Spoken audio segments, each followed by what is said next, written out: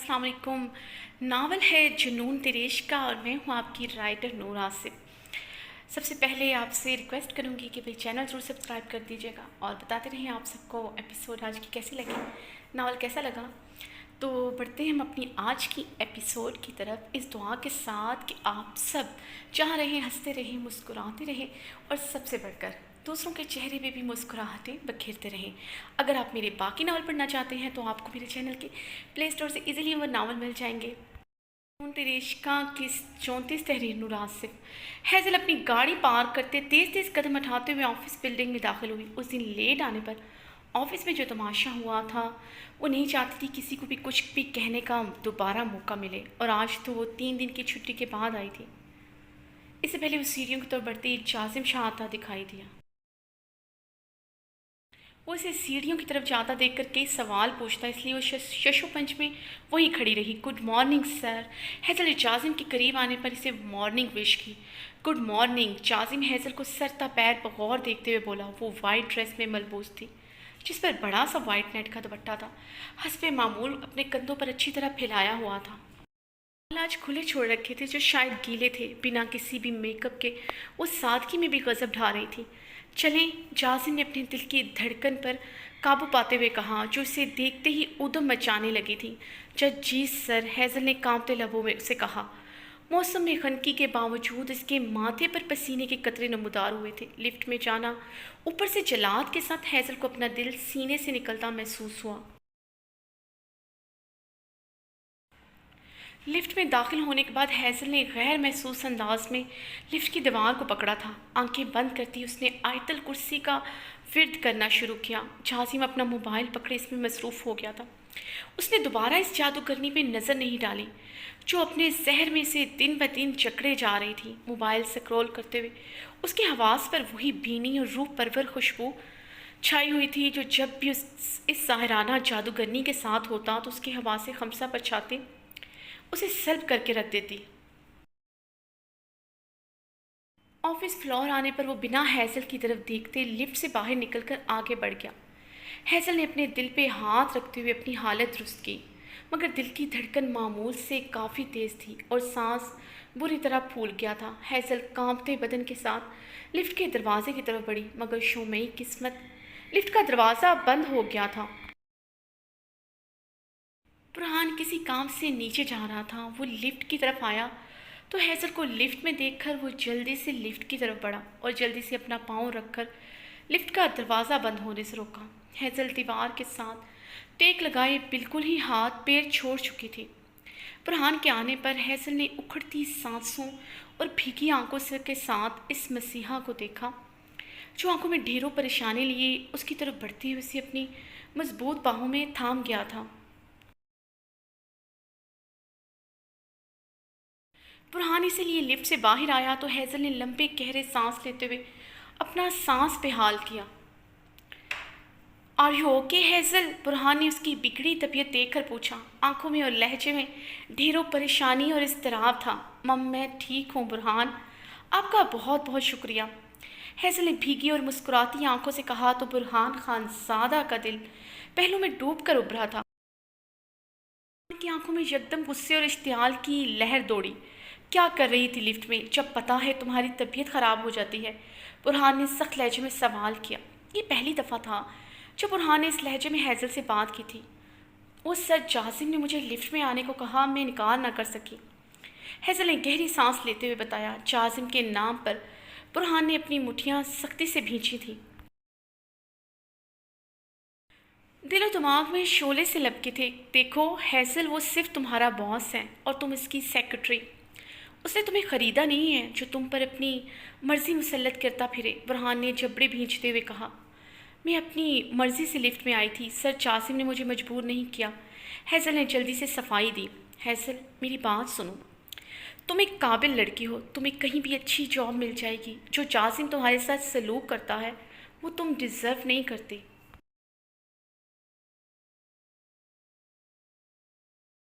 मुझे लगता है तुम्हें और मुझे कहीं और अप्लाई करना चाहिए। मुझे यकीन है हमें जॉब मिल जाएगी, बुरहान ने तहम्मुल से कहा। تو حیضل نے حیرت سے برہان کو دیکھا جسے ادھر بہت اچھی سیلری مل رہی تھی اور اس سال اس کی پروموشن کی بھی چانسز تھے، بلکہ یہ پروموشن برہان خان زادہ کو ہی ملنی تھی۔ برہان اس کی آنکھوں میں حیرت دیکھ کر گہری سانس کھینچ گیا۔ اسے کیسے بتاتا، وہ اسے جازم کے گرد برداشت نہیں کر سکتا۔ وہ اسے جن نظروں سے دیکھتا تھا، برہان کا دل کرتا تھا وہ آنکھیں نوچ لے جو اس کی طرف اٹھتی تھیں۔ برہان، آپ میری وجہ سے اتنی اچھی جاب کیوں چھوڑ رہے ہیں اور مجھے کہیں اور جاب کی اجازت نہیں ملے گی؟ میں نے آپ کو بتایا تھا نا، ہمارے فیملی ٹرمز ہیں، سر جازم کی فیملی سے میں مجبور ہوں۔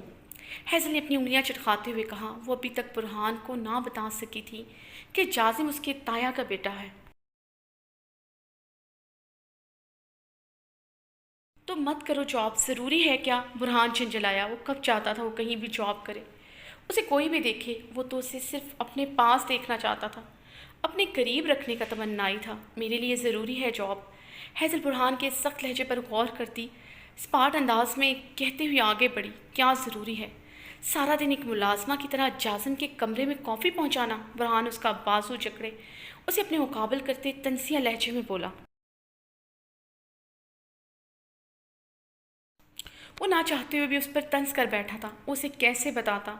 وہ جب تک اس کے کمرے میں ہوتی تھی وہ دہکتے ہوئے کوئلے کی مانند چلتا رہتا تھا۔ برہان، آپ میری انسلٹ کر رہے ہیں، میں کسی بھی کام کو چھوٹا بڑا نہیں سمجھتی۔ سر جازم مجھے ملازمہ سمجھتے ہیں یا نہیں، مگر آپ نے مجھے اس بات کا ضرور احساس دلا دیا ہے۔ میرے معاملات سے دور رہیں آپ، حیضل غصے سے کہتے آگے بڑھ گئی۔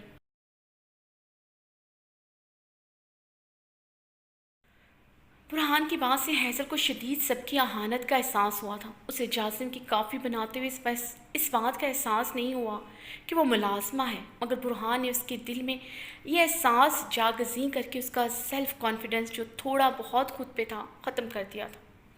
یہ بات اور لفظ ایک چابے کی طرح اس کی عزت و نفس پر حملہ کر گیا تھا۔ ہر کوئی اس سے ہی کیوں اس طرح بات کرنا اپنا فرض سمجھتا ہے؟ حیضل نے اپنے کیبن میں آتے ہوئے بھیگی آنکھیں رگڑی تھیں۔ برہان اس کا دوست تھا، سے اس بات کی توقع نہیں تھی۔ جازم کا رویہ اسے ہرٹ نہیں کرتا تھا، وہ اسے کچھ بھی نہیں سمجھتی تھی، وہ اس سے بھی برے کی توقع رکھتی تھی۔ مگر برہان، حیضل نے لب کاٹتے ہوئے برہان کو دیکھا جو سیٹ پر بیٹھا سرخ آنکھوں سے اسے ہی دیکھ رہا تھا۔ نگاہیں ملنے پر حیضل نے اپنی نظریں پھیرتے ہوئے جازم کے آفس کا رخ کیا تو برہان خان زادہ اپنے دل پر ہاتھ رکھے تکلیف کی شدت سے اپنی آنکھیں بند کر گیا تھا۔ مس حیان نیو پروجیکٹ کے ڈیزائن لے کے میرے آفس آئیں۔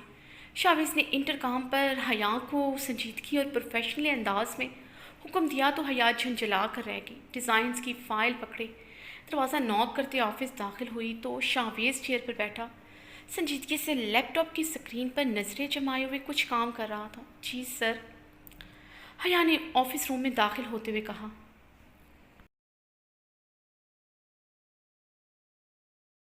مس حیا، آپ کو ڈیزائن دکھانے کے لیے میرے قریب آنا پڑے گا۔ اگر آپ کے پاس ایسا کوئی طریقہ ہے جس سے میں دور سے ہی دیکھ سکوں تو پھر مجھے وہیں سے ہی دکھا دیں۔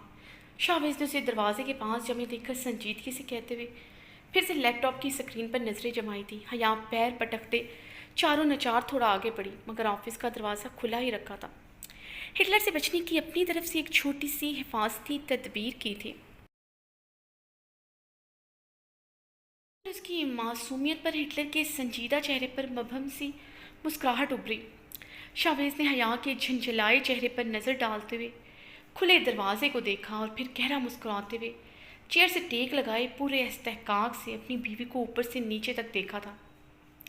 حیا جو فائل پکڑے اس کی طرف بڑھ رہی تھی، اس کی بے باک نظروں سے خائف ہوتے کمرے کے وسط میں ہی رک گئی۔ اس کے رکتے قدم دیکھ کر شاویز کے ماتھے پر بل نمودار ہوا تھا۔ اس کی گریز پر چہرے پر غصے اشتعال کی لہر دوڑی۔ وہ اپنے لب بھیجتا سرد سے اپنی چیئر سے اٹھا اور اس سے پہلے حیا کچھ سمجھتی وہ دروازے کی طرف بڑھتے اسے لاک کر چکا تھا۔ دروازے کو لاک کرتے دیکھ کر حیا کا دل اچھل کر حلق میں آیا۔ سر، یہ کیا کر رہے ہیں؟ آپ نے دروازہ لاک کیوں کیا؟ حیا نے فق رنگت کے ساتھ سوال کرتے ہوئے بے ساختگی میں اپنے قدم پیچھے کی طرف لیے تھے۔ बीवी के साथ रोमांस दरवाज़ा बंद करके ही किया जाता है, क्या पता कौन कबाब में हड्डी बन जाए और फिर पता नहीं कौन सी सिचुएशन, कौन सा एंगल हो। शाहवेज़ ने जुमानी अंदाज में कहा तो हया का रंग सुर्ख टमाटर हुआ। वो तो ऐसे बात कर रहा था जैसे रोज़ उसके साथ रोमांस करता हो। उसकी जुमानी बात में छुपे मतलब का मफहूम समझकर हया को अपनी जान हथेली पर सजती महसूस हुई। हिटलर किस एंगल की सिचुएशन की बात कर रहा है? हया ने खुश्क लबों पर ज़बान फेरते हुए सोचा, कब कौन सी सिचुएशन, कौन सा एंगल? हया ने मज़ीद अपनी कदम पीछे लेते हुए रोहात से होते हुए कहा। शाहवेज़ के बहके कदम और आंखों की खुमारी देखकर हया के कदम लड़खड़ाए थे। हिटलर के इरादे कुछ ठीक नहीं लग रहे थे। वही एंगल, वही सिचुएशन जो तुम सोच रही हो। शाहवेज़ ने उसकी तरफ बढ़ते हुए उसकी बेजान होती हालत को देखते हुए आंख विंकी थी। मम, मैं कुछ नहीं सोच रही, ऐसी गंदी बातें आप ही सोच सकते हैं। हया ने गुस्से से कहते बेबसी से अपने और शाहवेज़ के दरमियान फासले को देखा जो कुछ ही कदमों का रह गया था। मैंने तो कोई गंदी बात ना सोची और ना की है। तुम क्या सोच रही हो माय ब्यूटी? कहीं तुम वो सिचुएशन और वो एंगल तो नहीं सोच रही? शाहवेज़ ने आईब्रो उचकाते हुए मासूम बनने की अदाकारी की तो शाहवेज़ के अंदाज पर हया का चेहरा लाल भभूका हुआ था। ओ हया, तुम तो वहाँ तक पहुँच गई। मुझे नहीं पता था मेरी कम उम्र बीवी को इतना सब कुछ पता है। शाहवेज़ ने ओ को बहुत लंबा खींचते हुए अपनी मुस्कुराहट दबाई तो हया का दिल क्या था शाहवेज़ के मासूम बनने की अदाकारी पर उसका सर फाड़ डाले जो उसे फजूल में ही जिज किए जा रहा था।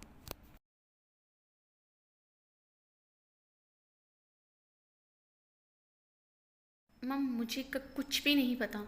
हया ने नजरें झुकाई लरसते लबों से कहा। शाहवेज़ उसके दोनों इतराफ में दीवार पर अपने हाथ बंद किए उसके चेहरे पर झुका अपनी गर्म आँच देती सांसें छोड़ रहा था। हया की जान लबों पर आई हुई थी उसकी इतनी नज़दीकी पर। उसकी परफ्यूम की सहरकिन खुशबू से हया को अपनी सांसें अटकती हुई महसूस हुई। जिस्म से जान तो तब निकली जब शाहवेज़ ने अपना कोट उतार कर दूर उछाला और अपनी शर्ट के अगले सारे बटन खोल दिए थे। शाहवेज़ का कसरती वर्जिशी मजबूत आने कुशादा सीना उसके सामने था। हया ने आंखें पटपटाते हुए हैरत व इस्तेजाब से शाहवेज़ के सीने से होते उसके चेहरे पर निगाह की जो बहके बहके नशीली आंखों से खुमार ज़दा नशीली आंखों से उसके सिरापे पर नजरें जमाए हुए था। तुम्हें नहीं पता, मुझे तो सब कुछ पता है। अभी थोड़ी देर में ही तुम्हें सब कुछ सिखा दूंगा। शाहवेज़ उसके गुलाबी गाल पर अपनी उंगलियां फेरते हुए उसके शफाफ आरस की नरमाहट महसूस करने लगा। उसकी आवाज़ काफ़ी भारी और गंभीर हो रही थी। आंखों की खुमारी जो सुर्खी में मुंतकिल हो रही थी। हया का पूरा बदन खौफ से लर्ज उठा। शाहवेज़ का क्या कह रहे हैं? प्लीज़ मुझसे दूर हो। मुझे कुछ नहीं सीखना। हया ने नजरें झुकाए कांपते लफ्ज़ों से कहा। शाहवेज़ की खुमार ज़दा और बहकी आंखों में देखने की हिम्मत ही ना थी। नजरें झुकाने पर शाहवेज़ का बरहना सीना सामने आया तो हया सुर्ख होते सख्ती से आंखें मीच गई। शाहवेज़ उसकी सदा पर घायल हुआ था। तुम्हें नहीं सीखना, मुझे तो सिखाना है। मैं नहीं चाहता हमारे हनीमून पर तुम्हें कोई प्रॉब्लम हो। शाहवेज़ ने बेबाकी से कहते उसके शफाफ आरिस पर अपनी मूछें सख्ती से रब की थी। उसकी मूछों की चुभन से सिसक कर रह गई थी। शाहवेज़ उसकी सिसकी सुनता मुस्कुरा उठा। जानता था उसकी मासूम बीवी को उसकी मूछों से अल्लाह वास्ते का बेर है।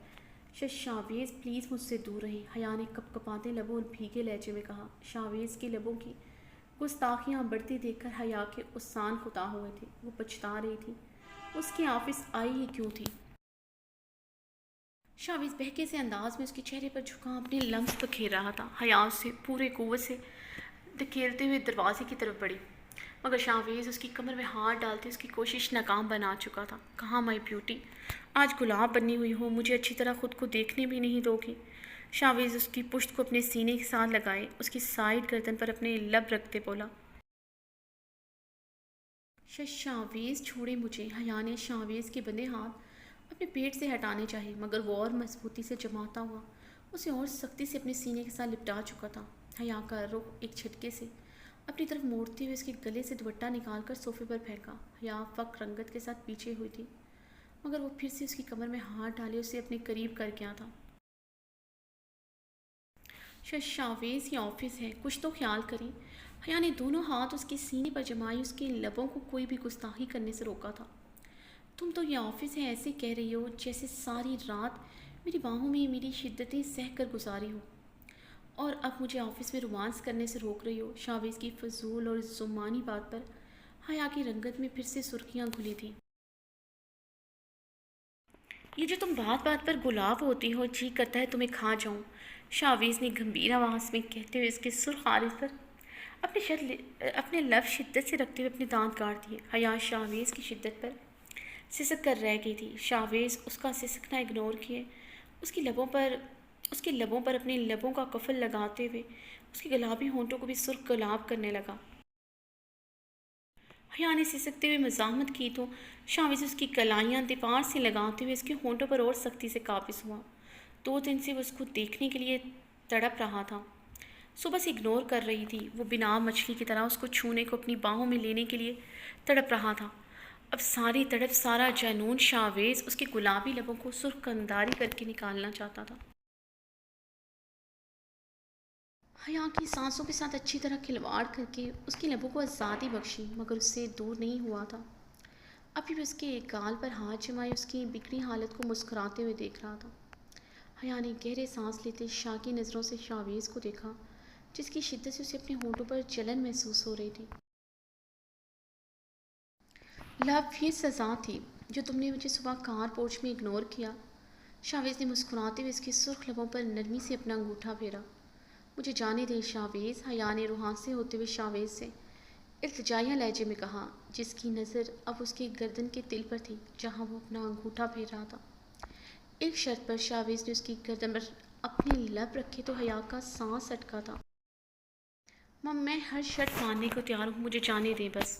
شاویز کا جنونی لمس اپنی گردن پر محسوس کر کے حیا نے بمشکل اپنی پھولتی سانسوں سے کہا۔ وہ بہت شدت سے اپنا لمس پکھیر رہا تھا۔ شاویز اس کی غیر حالتی حالت محسوس کر کے پیچھے ہوا۔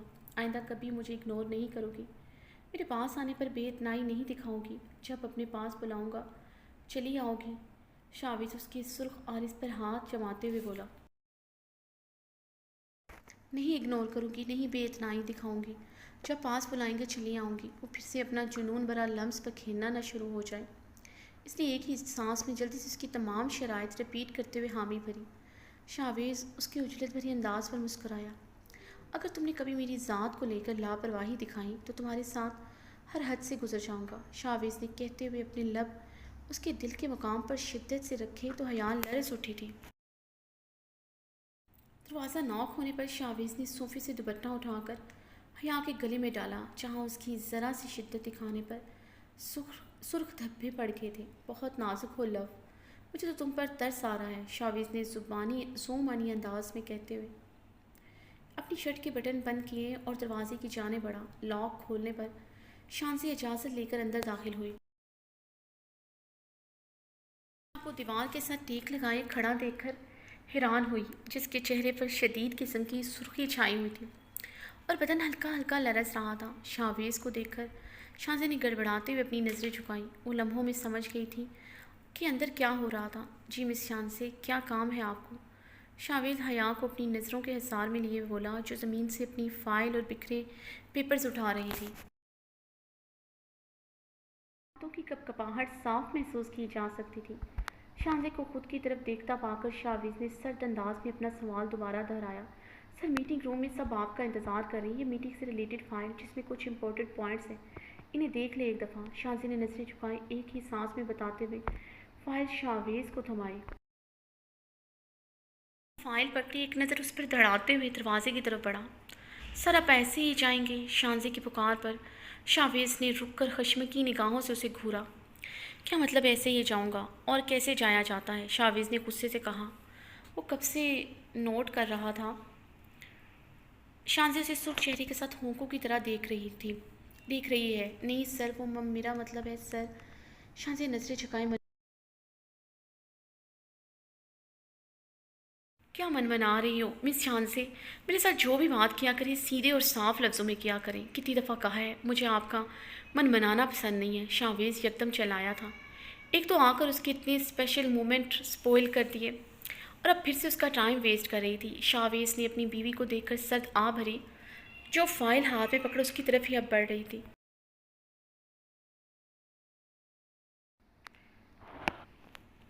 आपके होंठों पर लिपस्टिक लगी है, शानज़े ने रोहान से होते बताया तो हया के हाथ से दोबारा से फाइल छूटकर उसके कदमों में गिरी और वो वहीं पर स्टिल हुई। मीन्स शानज़े आप जाएं, मैं आता हूँ। शावेज़ ने शानज़े को बाहर जाने को कहा तो वो जल्दी से बाहर निकल गई। शावेज़ ने टिश्यू से अपने होंठ अच्छी तरह साफ करते हुए हया को देखा, जो चेहरे पर ढेर सारा गुस्सा सजाए मुकम्मल तौर पर उसे इग्नोर किए दरवाजे की जानिब बढ़ी। कहा था मुझे इग्नोर नहीं करोगी। शावेज़ उसे कलाई से पकड़े दरवाजे से लगा चुका था। शावेज़, क्या चाहते हैं आप? मिस शानज़े पता नहीं क्या सोच रही होगी मेरे बारे में। यकीनन मुझे एक करैक्टरलेस लड़की समझ रही होगी जो यूँ ऑफिस के कमरे में अपने बॉस के साथ रंगरलियाँ मना रही है। या यकदम चीखते हुए बोली। वो कब से उसे अपने कमरे में ज़बरदस्ती रोके हुए था और कब से उसके जुनूनी और बेबाक लम्स को सह रही थी, इसलिए ना चाहते हुए भी उसकी आवाज़ ऊंची हो गई थी और उसके यूँ चिल्लाने पर शावेज़ के माथे के बल गहरे हुए थे। चेहरे पर शदीद किस्म की सुर्खी छाई। वो उसकी निकाह में थी, उसकी बीवी थी और वो दूसरों के बारे में सोचकर अपने और इसके जायज़ रिश्ते को सवालिया बना रही थी। शावेज़ हया से दूर होते अपनी हल्की गनी बेड और मूँछों पर हाथ फेरते हुए गुस्से से हया को देखने लगा, जो उसकी सुर्ख आंखों से नजरें चढ़ाते हुए रुख पलटते दरवाजे को खोलने लगी। गुस्से से अपना मजबूत हाथ दरवाजे पर रखते हुए दरवाजे को खुलने से रोका था। तुम्हें अपने रिश्ते से ज़्यादा लोगों की सोच की परवाह है, मुझसे ज़्यादा दूसरों की परवाह है। ये परवाह है कि लोग क्या सोचते हैं। आज के बाद कोई तुम्हारे बारे में कुछ नहीं सोचेगा, मगर आज के बाद तुमने अपने और मेरे रिश्ते पर सवाल उठाया, कोई भी फजूल बात की, तो मुझसे तोक्का मत रखना कि मैं दोबारा भी तुम्हारी ऐसी कोई बात बर्दाश्त करूँगा। शावेज़ इसके चेहरे पर झुकता हुराया तो हया ने उसके चेहरे पर छाया गैसों गजब देखकर अपनी आंखें बंद की। शावेज़ हया की कलाई अपनी आनी गिरफ्त में पकड़े बाहर की जाने बढ़ा। शावेज़, कहाँ लेकर जा रहे हैं मुझे? हया अपनी कलाई उसकी वहशी गिरफ्त से छड़ाते हुए सरमसीमगी से बोली। राहदारी से गुजरते हुए मुख्तलिफ एम्प्लॉयज़ ने हैरत से मंजर देखा था। शावेज़ स्मार्ट चेहरा लिए हया का हाथ थामे हुए काफ़ी संजीदगी से तेज़ तेज़ कदम उठाता हुआ बढ़ रहा था। हया अपना हाथ मुसलसल छुड़वा रही थी, मगर वो बिना रुके सपाट चेहरा लिए संजीदगी से आगे बढ़ रहा था। ऑफिस हाल में आते ही शावेज़ रुका था, मगर हया की कलाई नहीं छोड़ी थी। शावेज़ को गुस्से में देख कर और हया की कलाई पकड़े देखकर सब अपनी अपनी नशिस्तों से खड़े हुए। आप सब आप सब आज तक हया को हया जमान शाह के नाम से पुकारते थे। आज के बाद कोई भी हया को हया शाह ना पुकारेगा, ना समझेगा। शावेज़ की साहब सब बात पर सब एक दूसरे को नासमझी से देखने लगे।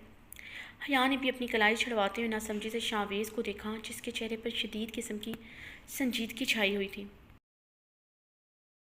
होती अपनी कलाई फिर से उस हिटलर से छुड़वाने की कोशिश की, जिसकी वहशी गिरफ्त में उसे अपनी कलाई टूटती महसूस हो रही थी। मगर शावेज़ की अगली बात पर हया का रंग भी सफ़ेद पड़ा था।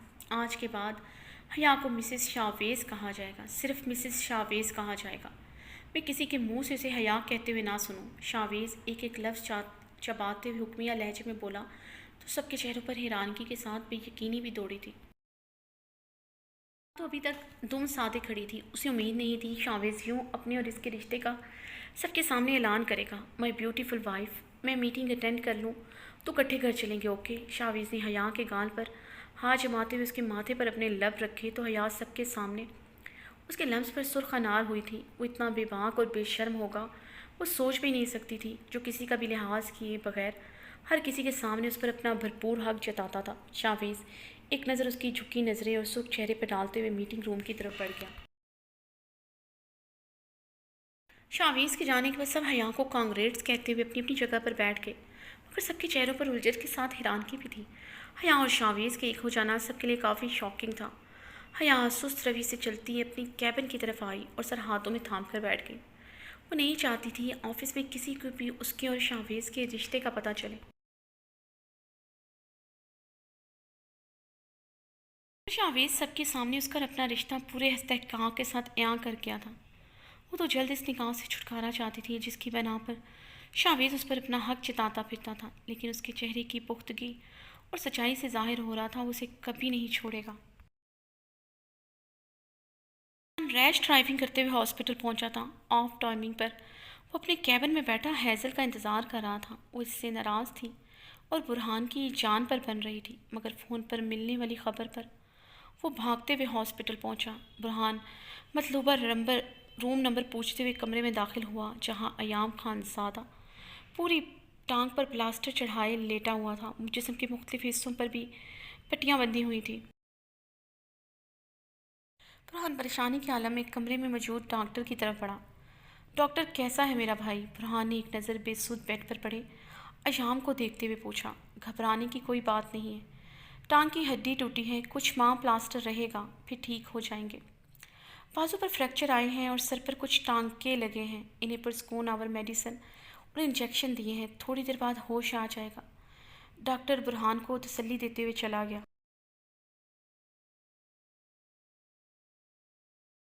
برہان تشویش زدہ انداز میں ایام کو دیکھ رہا تھا جو پتہ نہیں کہاں سے اتنی چوٹیں لگوا آیا تھا، مگر اسے اس حالت میں دیکھ کر اس کا دل کٹ رہا تھا۔ اس کا سب کچھ ایام ہی تو تھا، ایام کو تقریباً اس نے ہی تو پالا تھا۔ وہ 10 سال کا تھا جب ان کی ماں کینسر سے جنگ لڑتے ہوئے اپنی سانسیں ہار بیٹھی تھی اور ایام تب صرف 6 ماہ کا تھا۔ اس کا بھائی اور ماں دونوں بن گیا تھا، وہ اس کا بھائی کم، اس کے ڈگر کا ٹکڑا زیادہ تھا۔ برہان نے آگے بڑھ کر اس کے ماتھے پر اپنے لب رکھے، 2 آنسو لڑکتے ہوئے ایام کی بند آنکھوں پر گرے تھے۔ کمرے کے پولیس کے داخل ہونے پر وہ حیران ہوتا ان کی طرف۔ ہم پیشنٹ کا بیان لکھنے آئے ہیں۔ سوری، پیشنٹ کا نہیں، مجرم کا بیان لکھنے آئے ہیں، انسپکٹر نے سرد آواز میں کہتے ہوئے طنز کیا۔ کیا مطلب ہے انسپکٹر، کیا کہنا چاہتے ہیں آپ؟ برہان نے لب بھینچتے ہوئے تحمل سے پوچھا تھا۔ یہ آپ کے کون ہیں؟ انسپکٹر نے ایام کی طرف اشارہ کرتے ہوئے پوچھا۔ یہ میرا بھائی ہے، برہان نے ایام کو ایک نظر دیکھتے ہوئے بتایا۔ آپ کے بھائی نے کچھ لڑکوں کے ساتھ مل کر شرط لگائی تھی جس کے نتیجے میں جو جیت جاتا اسے 25 لاکھ نقد رقم فوراً ادا کی جاتی۔ وہ سب لڑکے ون ویلنگ کرتے ہوئے ایک پل کراس کر رہے تھے جس کے نتیجے میں ایکسیڈنٹ ہوا۔ جن لڑکوں کے ساتھ شرط لگائی تھی ان لڑکوں کی حالت کافی سیریس ہے، ان کے گھر والوں نے آپ کے بھائی کے خلاف FIR درج کروائی ہے۔ انسپکٹر نے سرد لہجے میں مکمل تفصیل سے آگاہ کیا۔ ان لڑکوں کی حالت سیریس ہے تو میرے بھائی کی بھی حالت کافی سیریس ہے۔ یقیناً یہ شرط لگانے کے لیے میرے بھائی نے مجبور تو نہیں کیا ہوگا، ان لوگوں نے اپنی مرضی سے لگائی ہوگی، تو میرا بھائی کیسے قصوروار ہوا؟ برہان نے اپنا غصہ ضبط کرتے ہوئے تحمل سے جواب دیا۔ اس طرح شرط لگانا سٹہ بازی جوئے کے زمرے میں آتا ہے جو قانون جرم ہے۔ یوں سرِ عام ون ویلنگ کرنا بھی ایک بہت بڑا جرم ہے۔ آپ کے بھائی نے مجبور نہیں کیا ہوگا مگر وہ جرم کے مرتکب ہوئے ہیں۔ اگر ان لڑکوں کو کچھ بھی ہو گیا یعنی کسی کی بھی ڈیتھ ہو گئی تو آپ کے بھائی پر قتل کا مقدمہ بھی بن سکتا ہے۔ دعا کریں انہیں کچھ بھی نہ ہو۔ خیر، میں دوبارہ آؤں گا آپ کے بھائی کا بیان لینے، جیسے ہی ہوش میں آئے تو مجھے انفارم کر دیجیے گا، انسپکٹر کہتے ہوئے وہاں سے چلا گیا۔ برہان کمرے میں ایام کے بیڈ کے پاس چیئر پر بیٹھا کب سے اس کے ہوش میں آنے کا انتظار کر رہا تھا۔ چہرے پر غم و اضطراب چھایا ہوا تھا، آنکھوں کی شدید سرخی اس بات کی گواہ تھی برہان خانزادہ اندر سے کافی ٹوٹ پھوٹ کا شکار ہے۔ ایام ٹھیک ہو تم؟ ایام کے ہوش میں آنے کے بعد برہان نے ایام کے چہرے پر جھکتے ہوئے تشویش زدہ انداز میں پوچھا۔ ٹھیک ہوں میں، ایام نے بیزاری سے کہتے ہوئے اپنا منہ پھیرا۔ وہ پچھلے کچھ دنوں سے اس سے ناراض تھا، ابھی بھی اپنی ناراضگی ظاہر کرتے ہوئے اس سے منہ پھیر لیا تھا۔ برہان اس کی ناراضگی محسوس کرتے پیچھے ہوا۔ ایام، میری تربیت اور پیار میں کس چیز کی کمی رہ گئی تھی جو تم یہ کرتے پھر رہے ہو؟ اگر تمہیں کچھ ہو جاتا تو میں کیا کرتا؟ اپنا نہیں تو میرے بارے میں سوچ لیتے، برہان نے دکھ سے کہا۔ تو ایام کے چہرے پر تجزیہ مسکراہٹ دوڑ گئی۔ آپ نے کبھی میرے بارے میں سوچا ہے جو میں آپ کے بارے میں سوچوں؟ ایام نے تجزیہ لہجے میں جواب دیا۔ میں نے تمہارے بارے میں نہیں سوچا۔ ایام، ایک ماں کی طرح تمہیں پالا، 6 ماہ کے تھے جب امی اس دنیا کو چھوڑ کر چلی گئی تھی۔ بڑا بھائی اور ماں میں دونوں بن گیا تھا، پھر بھی تم ایسا کہہ رہے ہو؟ برہان کی آنکھیں اور لہجہ دونوں بھیگ اٹھا تھا۔ کتنا احسان جتائیں گے آپ اس بات کا؟ جب سے ہوش سنبھالا یہی سنتا آ رہا ہوں آپ سے۔ بس کر دیں اب تو یہ کہنا کہ آپ نے مجھے پالا ہے، مجھے پال کر پورا پورا خراج مجھ سے وصول کیا ہے۔ اب پتہ نہیں اور کتنا خراج لیں گے۔ ایام ماتھے پہ بل ڈالے اپنے اندر کے زہر اگل رہا۔ برہان خان زیادہ بے یقینی سے ایام کے اندر چھپی نفرت کو محسوس کر رہا تھا، جو الفاظ کا زہر بن کر اس کی نس نس میں اتر رہے تھے۔ اور میری حالت کے ذمہ دار بھی آپ ہیں۔ میں نے آپ سے پیسے مانگے تھے، آپ نے دینے سے انکار کر دیا۔ میرے پاس یہی آپشن رہ جاتا ہے، میں اس طریقے سے پیسے کماؤں۔ میرے باپ دادا کی اتنی جائیداد تو ہے نہیں جو میں بیٹھ کر عیش کر سکوں۔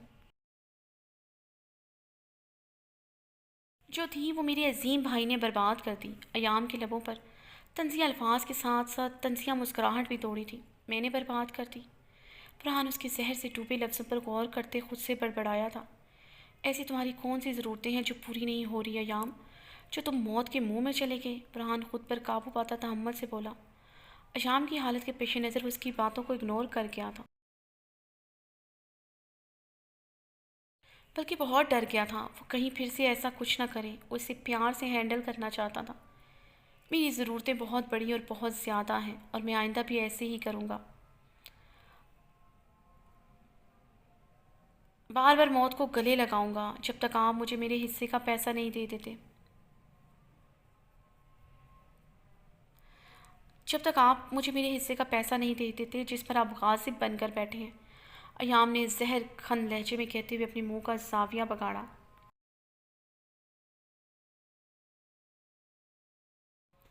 ایام دیکھو، میری بات سمجھنے کی کوشش کرو، میرے پاس کوئی پیسے نہیں ہیں۔ اپنی گاڑی سیل کر کے اور جو سیونگ تھی وہ 50 لاکھ بنتے تھے، وہ تمہیں دے تو رہا تھا، تم نے خود نہیں لیے۔ مجھے بھیک نہیں، اپنا حصہ چاہیے، 5 کروڑ چاہیے۔ ایام برہان کی بات کاٹتے ہوئے چلایا۔ ایام کہاں سے لاؤں 5 کروڑ؟ جو کچھ تھا وہ سب ختم ہو گیا، تم جانتے ہو بابا کے علاج کے لیے مجھے سب بیچنا پڑا۔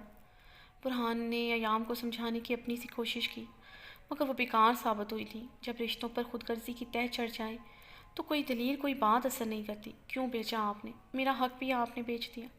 وہ گھر جائیداد صرف آپ کی تو نہیں تھی، اس میں میرا برابر کا حصہ تھا۔ ایام غصے سے اونچی آواز میں چلایا۔ کیا کرتا، مرنے دیتا بابا کو؟ برہان ایام کی خود غرضی پر اب کی بار چلایا تھا، اس کے ضبط کا پارا چھوٹ گیا تھا۔ ہاں مرنے دیتے، جب آپ اچھی طرح جانتے تھے ان کا علاج ممکن نہیں، وہ کبھی نہیں چل سکیں گے۔ مگر نہیں، ان کی سرجری پر آپ نے پیسہ پہانی کی طرح بہایا۔ اگر لگانا بھی تھا تو باس یہاں سے لیتے جن کو بچاتے ہوئے بابا کا ایکسیڈنٹ ہوا۔ ایام کی آواز برہان سے بھی زیادہ اونچی تھی۔ برہان کو وہ ایموشنلی طور پر بے بس کر کے اس سے 5 کروڑ لینا چاہتا تھا۔ جانتا تھا برہان کو وہ اپنی جان پر کھیل کر کیسے بھی کر کے اسے پیسے ضرور دے گا۔ بابا کی موت کو کیش کرتا، ان کے لیے بھیک لیتا، اپنی خودداری داؤں پہ لگا دیتا۔ برہان کے لہجے میں ٹوٹے کانچ کی چھنک تھی۔ آپ کی خودداری اور خود غرضی کی وجہ سے ہم سڑکوں پر آ گئے۔ آپ ایک خود غرض انسان ہیں۔ اچھا ہوا مائرہ بھابھی آپ کو چھوڑ کر آپ کے دوست کے ساتھ آگے بڑھ گئی۔ آپ ایک ڈپلومیٹک اور خود غرض انسان ہیں۔ عنقریب میں بھی آپ کو چھوڑ دوں گا۔ ایام نے کہتے ہوئے اپنا منہ نفرت سے دوسری طرف پھیر لیا۔ برہان ایام کی پشت کو ایک نظر دیکھتا سرخ آنکھیں لیے کمرے سے باہر نکل گیا۔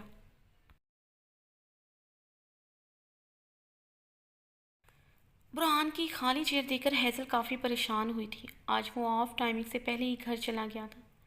حیرت اس بات کی تھی کسی کو کچھ نہیں پتا تھا برہان یوں اچانک سے کہاں چلا گیا۔ مجھے برہان سے اس لہجے میں بات نہیں کرنی چاہیے تھی، وہ مجھ سے ناراض ہو گئے ہیں۔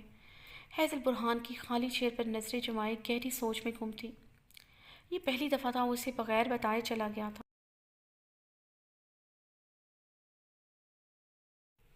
جاسم کے پکارنے پر وہ چونکتی ہوئی اپنی سوچوں سے باہر آئی۔ یہاں پر کھڑی کیا کر رہی ہو؟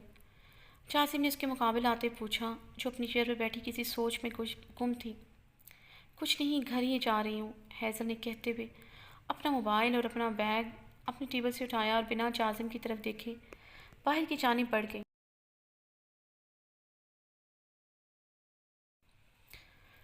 جازم حیزل کی ہم قدم ہوا جو تیز تیز قدم اٹھاتے ہوئے باہر کی جانب بڑھ رہی تھی۔ حیزل کو سیڑھیوں کی طرف بڑھتا دیکھ کر جازم کے ماتھے پر بل ڈلے تھے۔ یہ لڑکی تھوڑا کھسکی ہوئی ہے۔ حیزل کو سیڑھیوں کی طرف بڑھتا دیکھ کر جازم نے سوچا، حیزل کہاں جا رہی ہو؟ جب لفٹ موجود ہے تو سیڑھیوں سے جانے کا مقصد؟ جازم نے آئی برو اچکاتے پوچھا۔ غصہ اس بات پر بھی آیا تھا شاید وہ اس کی سنگت سے بچنے کے لیے ہمیشہ یوں اجتناب برتنے کی کوشش کرتی ہے، ورنہ لفٹ کے ہوتے سیڑھیوں سے جانے کی کیا وجہ ہو سکتی ہے؟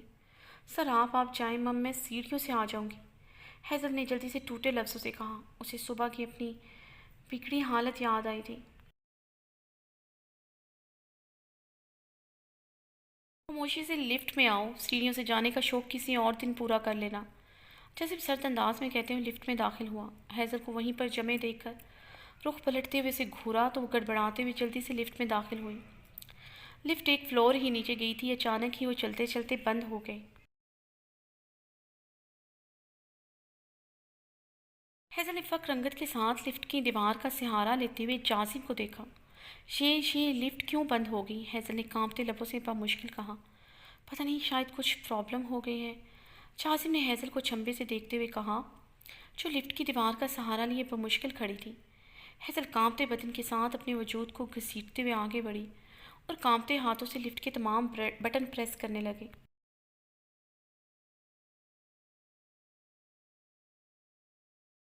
ریلیکس حیزل، ابھی آن ہو جائے گی، جازم نے حیزل کو یوں پاگلوں کی طرح لفٹ کے بٹن چلاتے دیکھ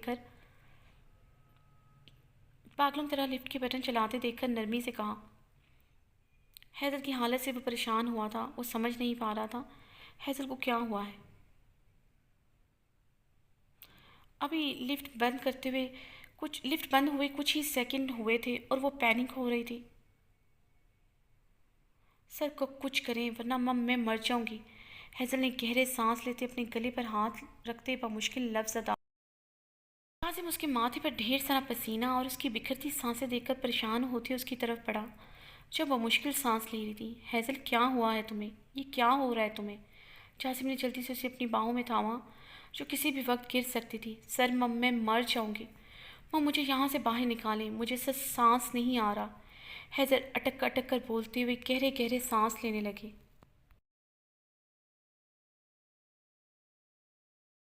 ریلیکس، کام ڈاؤن، ابھی لفٹ آن ہو جائے گی، کچھ بھی نہیں ہوگا تمہیں، میں کچھ بھی تم نہیں ہونے دوں گا، تمہیں مجھ پر یقین ہے نا؟ جازم حیزل کے چہرے کو اپنے دونوں ہاتھوں میں بھرتے ہوئے بولا۔ اس کی حالت سے جازم کو اپنا دل ڈوبتا محسوس ہوا۔ یہ اس کی زندگی میں پڑنے والی پہلی سچویشن تھی جس سے وہ گھبرا گیا تھا۔ شاید کسی قیمتی چیز کے کھو جانے کا خوف پورے بدن میں سرایت کر گیا تھا۔ تمہیں کچھ نہیں ہوگا حیزل، میں تمہیں کچھ نہیں ہونے دوں گا، جازم نے یکدم چیختے ہوئے اس کی کمر کے گرد اپنی مضبوط باہیں لپیٹی جو اپنے گلے پر ہاتھ رکھے وہ مشکل سانسیں لیتے ہوئے جازم کے سینے کے ساتھ لپٹی ہوئی تھی۔ اسے جازم کی مضبوط پناہوں کا سہارا تھا ورنہ وہ کب سے گر جاتی۔ آہستہ آہستہ اس کا وجود ڈھیلا پڑ رہا تھا اور اس کا دماغ اس کے جسم کا ساتھ چھوڑ رہا تھا۔ اس کی آنکھوں کے آگے ترکی میں موجود اپنے محل جیسے گھر کا وہ بڑا سا کمرہ آیا جہاں وہ اکیلی تھی۔ بہت سی راتیں اکیلی رہی تھی، کوئی بھی تو نہیں تھا، نہ حیا، نہ آئسن، نہ محمد الماس، نہ زمان شاہ، اور تمام ملازم وہ بھی تو نہیں تھے۔ اس کے کمرے کا دوسرا دروازہ جو باہر لان میں کھلتا تھا جہاں میلوں پھیلا ہوا ہولناک لان تھا۔ ہاں، ایک رات وہ ڈر کے مارے نکل گئی تھی۔ اسے لگا تھا وہ اسی بڑے لان جو جنگل سا لگتا تھا یہیں گم ہو جائے گی اور سب سے بچھڑ جائے گی۔ اس رات اس نے روتے ہوئے سب کو پکارا تھا اور وہیں روتے روتے بے ہوش ہو گئی تھی۔ تب بھی اسے بچانے کوئی نہیں آیا تھا، آج بھی کوئی نہیں آئے گا، کوئی بھی تو اس کا نہیں تھا، کوئی بھی اپنا نہ تھا۔ حیزل نے نیم وہ آنکھیں کر کے جازم کے چہرے کو دیکھا جو لمحہ بلمحہ دھندلا پڑ رہا تھا۔ جازم نے اس کے ڈھیلے وجود کو لفٹ کے فرش پر لٹایا اور اپنا کوٹ اتار کر پاس ہی پھینکا۔ جازم کے ہاتھوں میں واضح لرزاہٹ تھی، اس کا مضبوط توانا جسم کپکپاہٹ کا شکار تھا، کسی کو کھونے کا احساس اس کے جسم و جاں پر غالب آ رہا تھا۔ جازم حیزل کا سر اپنے گود میں رکھے اس کی اکھڑتی سانسوں پر قابض ہوتے اسے اپنی سانسیں انڈیلنے لگا۔ کافی دیر تک وہ اپنی سانسیں انڈیلتا رہا۔ کی سانس تھوڑی بہتر محسوس کرتے ہوئے پیچھے ہوا۔ کم آن ہیزل، ہوش میں آؤ، تمہیں کچھ نہیں ہو سکتا، پلیز ہوش میں آؤ۔ جاسم نے اپنے کانپتے ہاتھوں سے اس کے گال تھپتھپائے تھے۔ اسے وہیں پر لٹائے جلدی سے اٹھ کر اس نے لفٹ کے بٹن پریس کیے۔ وہ پاگلوں کی طرح ان سب کو ایک ساتھ ہی پریس کرا تھا۔ یکدم لفٹ سٹارٹ ہوئی۔ جاسم گہری سانس بھرتا دوبارہ سے ہیزل پر چکا۔ جاسم کی وجہ خوبرو چہرے پر تشویش کے ساتھ شدید قسم کا ڈر بھی تھا، جیسے اگر وہ اس لڑکی کو کھو دے گا تو شاید اس کے پاس تو کچھ بھی نہ بچے۔ جاسم کے ماتھے پر پسینے کے قطرے نمودار ہوئے تھے۔ ہوش میں آؤ لٹل اینجل، ویک اپ مائی لٹل اینجل۔ جاسم گھٹنوں کے بل بیٹھا، اس کا چہرہ تھپتھپاتے ہوئے اسے پکار رہا تھا۔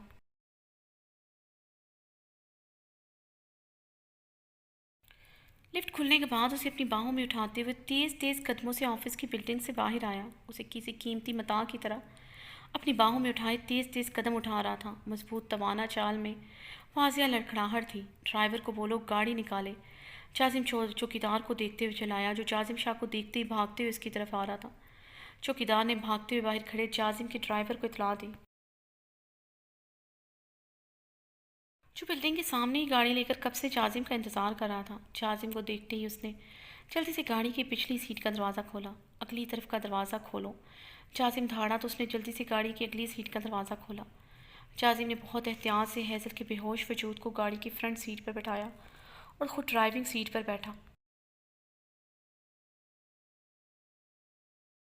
ڈیش بورڈ پر پڑی پانی کی بوتل سے ہیزل کے منہ پر چھینٹے مارے اور اس کے چہرے پر آئے بالوں کو پیار سے اس کے کانوں کے پیچھے کیا۔ او کم آن ہیزل، ویک اپ، جانتا تھا تم بہت لیزی ہو، مگر اتنی لیزی ہوگی یہ نہیں جانتا تھا۔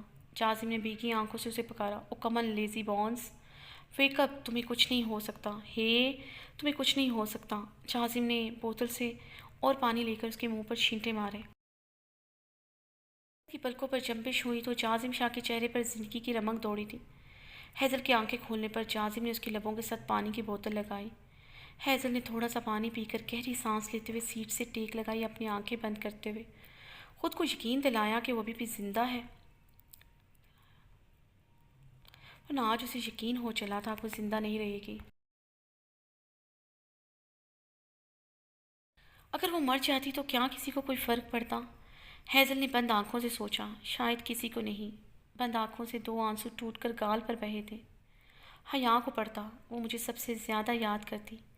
حیا کا خیال آتے ہی لب مسکرائے تھے۔ جاسم نے حیرت سے آنسوؤں اور مسکراہٹ کا ملاپ دیکھا۔ ہیزل کے گلابی لبوں نے اپنے شفاف موتی چنے تو جاسم نے سخت سانس کھینچتے ہوئے گاڑی کی ونڈ سکرین سے نظر آتی نارنجی مائل شام پر اپنی نظریں جمائیں۔ ابھی کچھ دیر پہلے تو ان گلابی لبوں کی نرماہٹ اور ان خوشبودار سانسوں سے اس کا ملاپ ہوا تھا، مگر یہ ادھورا سا لمس اسے کافی تشنگی سے دوچار کر گیا تھا۔ اس کے اندر ایسی پیاس جگا گیا تھا جس سے اسے اپنے گالے میں کانٹے سے اگتے محسوس ہو رہے تھے۔ جاسم نے جھنجھلاتے ہوئے پانی کی بوتل کو منہ لگایا اور اسے ایک ہی سانس میں ختم کر ڈالا۔ وہ جاسم شاہ جو کسی کا بھی جھوٹا نہیں کھاتا تھا، یہاں تک کہ اپنے جان سے پیارے بھائی کا بھی نہیں، آج ہیزل کے جھوٹے پانی کو منہ لگایا ہوا تھا۔ جاسم نے سیٹ سے ٹیک لگائے ایک نظر ہیزل کو دیکھا، جس کی طبیعت اب پہلے سے بہتر تھی، مگر وہ بھی اپنی آنکھیں بند کی ہوئی تھی۔ کیا ہوا تھا تمہیں؟ لفٹ میں تمہارا سانس کیوں بند ہو گیا تھا؟ سرد آواز میں پوچھا۔ دل میں یہ سوال کب سے کھلبلی مچائے ہوا تھا، وہ لفٹ میں یکدم پینک کیسے ہو گئی؟ کچھ منٹوں میں اس کی طبیعت کیسے خراب ہو سکتی ہے؟ جاسم کی سرد آواز پر ہیزل نے آنکھیں کھول کر جاسم کی طرف دیکھا، جو اضطرابی انداز میں اس کی طرف ہی دیکھ رہا تھا۔ چہرہ سرد اور سپاٹ تھا، مگر چہرے پر عجیب سا اضطراب اور بے چینی تھی جسے آسانی سے محسوس کیا جا سکتا تھا۔ لفٹ اور بند جگہوں میں میرا سانس بند ہو جاتا ہے مم، مجھے ایسی جگہوں سے ڈر لگتا ہے، بچپن سے ہی بہت ڈر لگتا ہے۔ اگر میں کبھی غلطی سے اندھیرے کمرے میں چلی جاتی تھی تو بے ہوش ہو جاتی تھی مم، مجھے کلاسٹروفوبیا ہے۔ ہیزل نے بتاتے ہوئے اپنی نظریں جھکائیں۔ جانتی تھی اب جلاد کی طنز اور دل دکھانے والی باتیں سننی پڑیں گی۔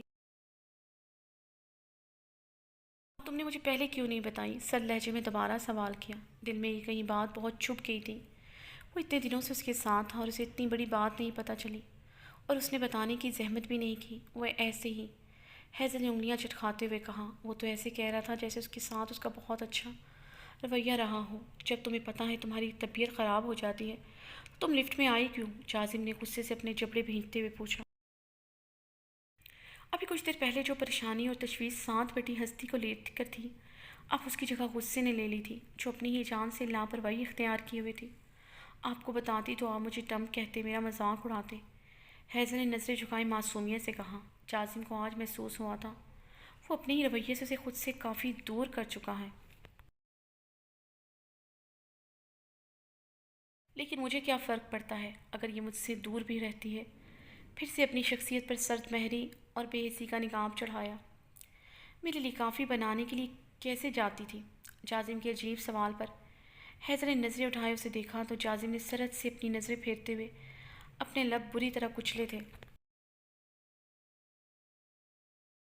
سے حیضل نے آہستگی سے کہا۔ جازم گہری سانس لے کر رہ گیا تھا۔ وہ سارا دن اس کے فرسٹ فلور تک کتنے چکر لگواتا تھا۔ وہ دن میں سینکڑوں دفعہ 10 منزلہ سیڑھیاں چڑھتی اترتی۔ جازم کے دل نے پہلی دفعہ اپنی لاپرواہی اور کوتاہی پر خود کو بری طرح ڈپٹا تھا۔